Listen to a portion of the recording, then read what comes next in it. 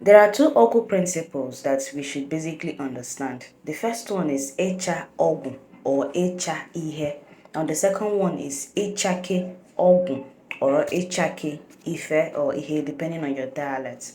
Now, as in Igbo, when we make reference to Ogwu, we are simply outlining the scientific expression of herbs, roots, and energy. So what this means is that the Dibia basically brings roots together, two different roots, because the Dibia understands its characteristics, its properties.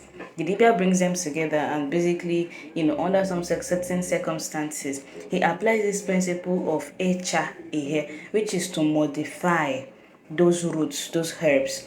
He modifies it to basically mean or to basically use it to achieve an intention or to give a certain command for it to basically manifest or perform that command. Just like your AI, you kind of write your AI codes and you give them a command and they basically just give you something back.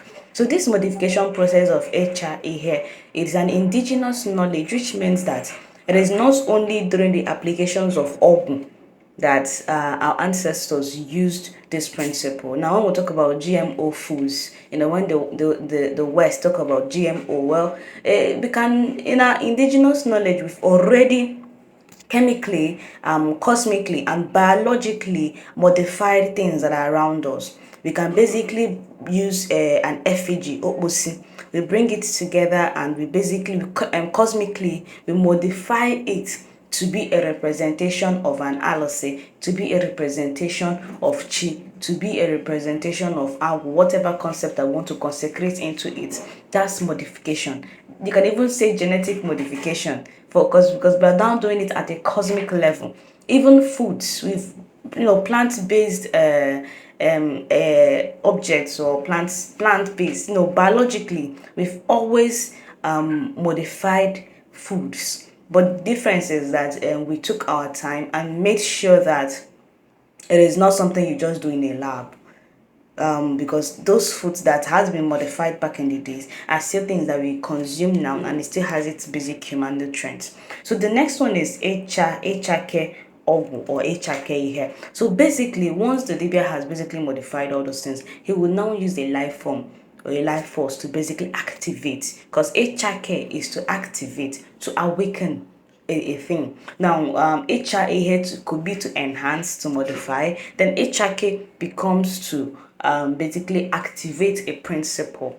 So when we talk about Ogwu, these are principles that the Dibia applies. Now, it's not everything that we basically share, but as far as knowledge is concerned, occasionally, periodically, we will be bringing you more informations on what Ndibo practiced and understood and perceived and used to basically enhance their society. Because when we talk about science and technology, also, the applications of these sciences, these are the things that we so much allowed to go to waste, and we no longer understood that our ancestors back in the day were basically explorers, they were scientists, and they were basically performing things based on their own indigenous system and the indigenous knowledge that they are open to. So follow us for more if you want to learn about the Igbo system and what your ancestors did back in the day. Yeah, guys, yeah.